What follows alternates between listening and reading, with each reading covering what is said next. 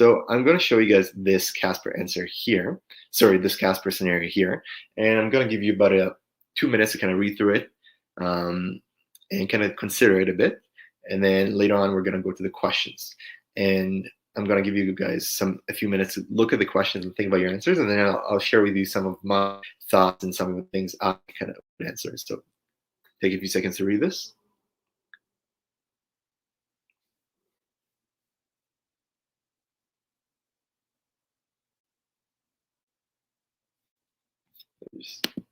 Sorry, checking if there's any comments. Okay, alrighty. Now let's go to the questions. So these are the questions. Typically, you would have a timer here, but here we kind of forfeited the timer. But these are the 3 questions that you're gonna answer. And one thing I like doing before I actually answer the questions is kind of like scanning the scenarios, just because. Sorry, scanning the questions because things in question 2, you would start answering things in question 1, which would be repeated in question 2. And so you don't want to repeat. You rather kind of want to divide it up. So, for example, what is going on your mind in question 1, and do tell the other coworker about the prank, and then 3 is like, do you report this incident? So all these can be part of question 1 if you think about it. But here we want you to limit to 3 questions. So that's why I recommend kind of scanning through the different questions before you start typing. I'll give you guys a minute to kind of think about it, and then I'll start kind of sharing some of my own thoughts.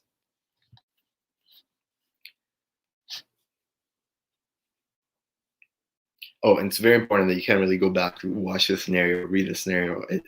That's why you really have to pay attention, because you only get to see it once, and then you have to answer these questions.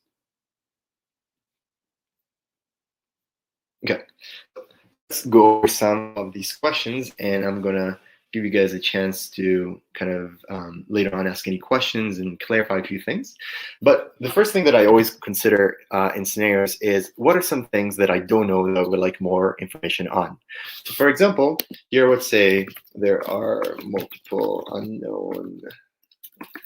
Also, as you can see here, I made a typo. But the good thing about the Casper is that they actually don't consider typos, and they are taught, the Casper assessors are taught to ignore them. Obviously, don't write something like this and be like, well, I meant to say there are multiple unknowns such as this. Like, it has to be reasonable, but overall, they're taught to not pay attention to any grammatical spelling mistakes. But it is easier to read something when it flows well. So let's say there are multiple unknown key pieces, or like, it will be easier if you do spell right, but at the same time, it's not a big deal if you do have some spelling mistakes.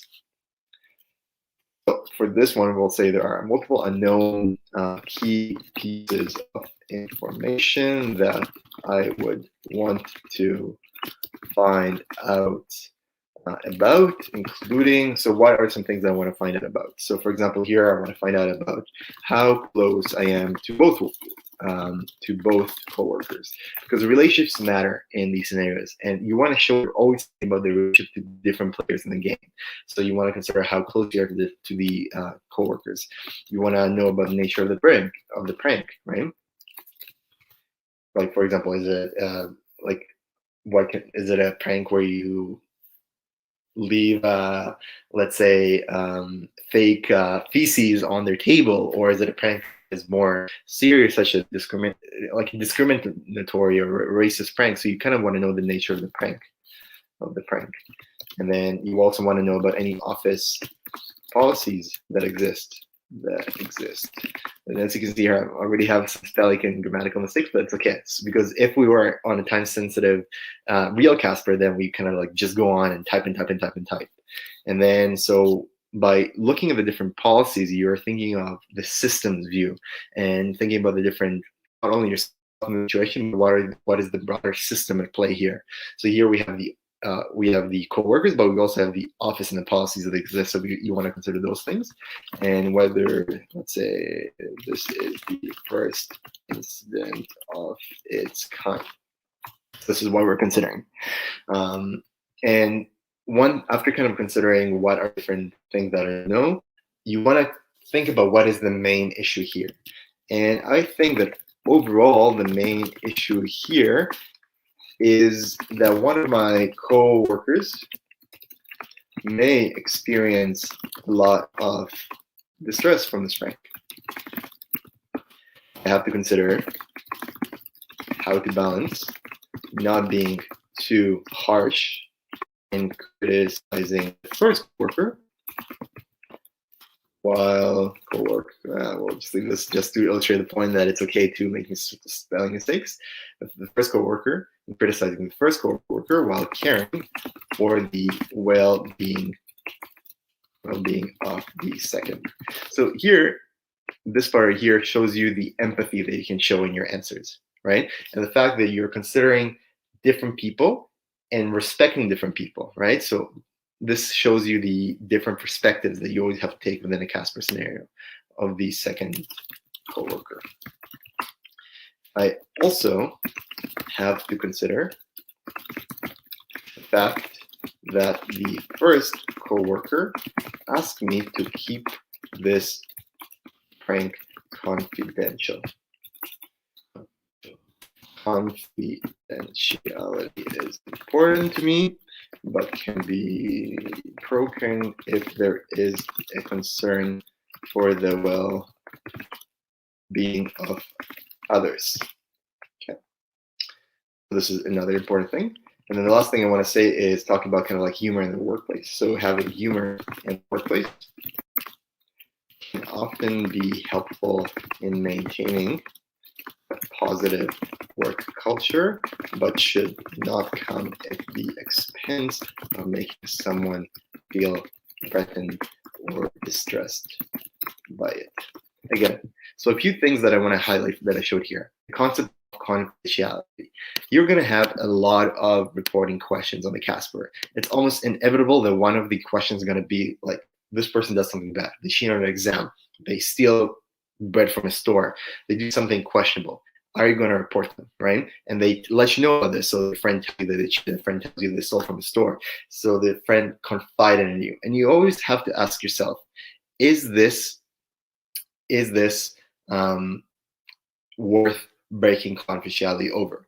Because, for example, as an anesthesiology resident, I encountered a lot of scenarios in my own life where I talk to patients and the patients reveal that they do drugs which are illegal, or they tell me they stole bread from a store just because they were hungry. Those are illegal acts, but I do have medical confidentiality.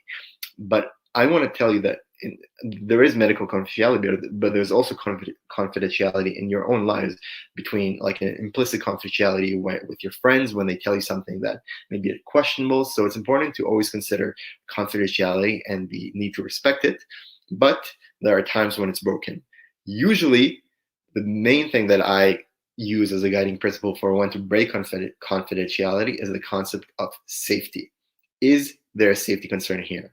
And if there is a safety concern, then I'm more likely to break the confidentiality, right? So let's say it wasn't this scenario. Let's say it was a scenario of your friend who's taking a Spanish language class, even though they are a native speaker.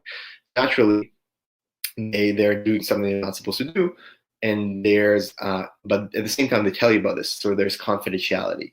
And you really have to ask yourself, is your friend, by taking the class, are they doing something that is unsafe or something that's harming others? In this case, with the prank, I mean, confidentiality is important, but if it's causing a lot of distress to the second coworker, and let's say it's something that is harmful, racist, or something that is causing a lot of psychological distress, then this is, in my opinion, a safety concern, because I fear for the well-being of that individual.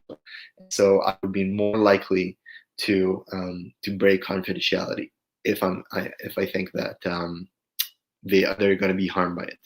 But let's move on to the next question. Also, with this humor in the workplace, this shows you that I'm reflecting on both the positive aspects and negative aspects, and you're going to do that a lot in the Casper. So, do you tell the other coworker about the prank?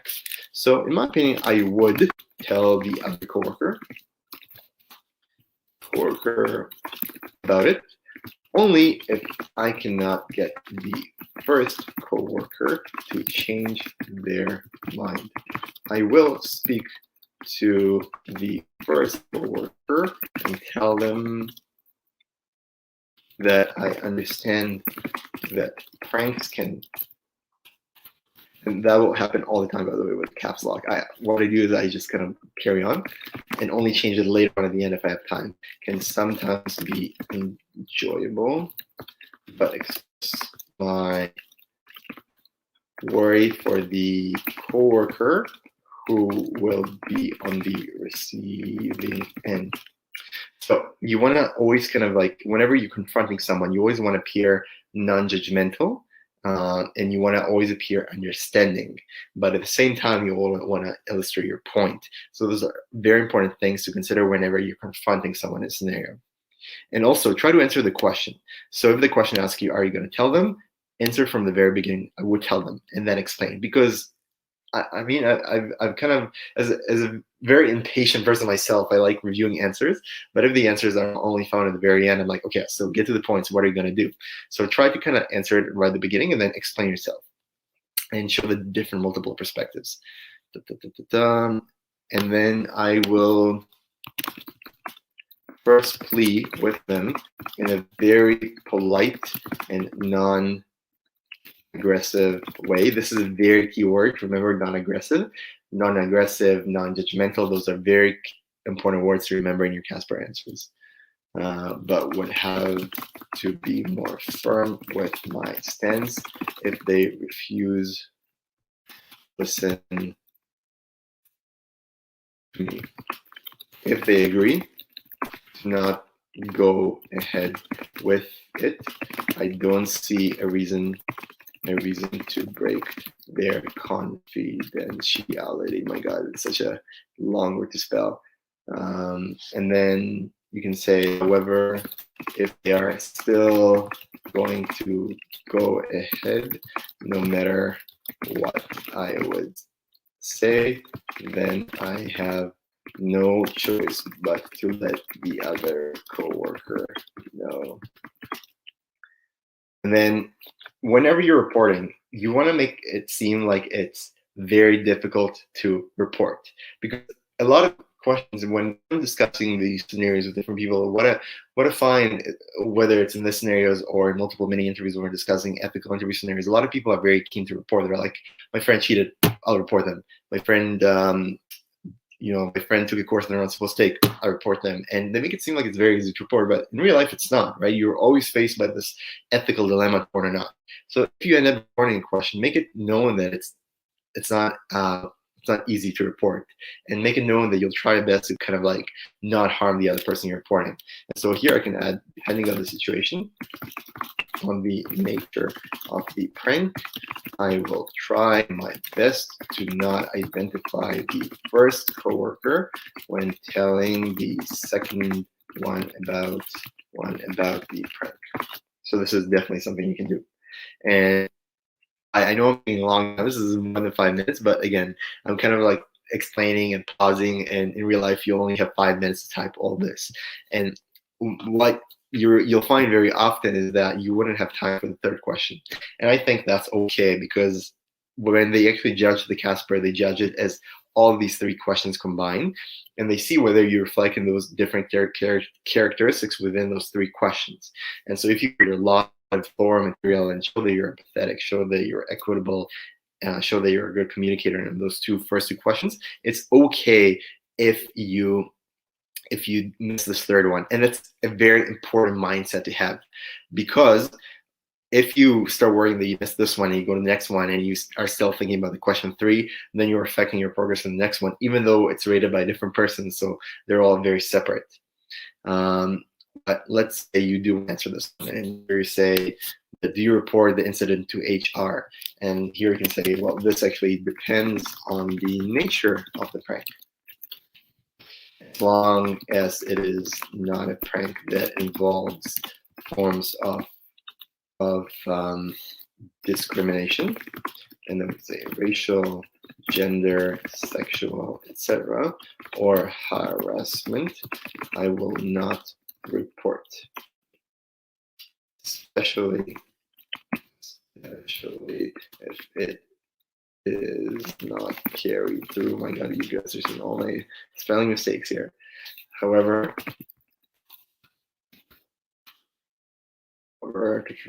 to If the prank does not involve harassment or discrimination, I will report. This would be difficult to do because it will ruin my relationship with the first coworker.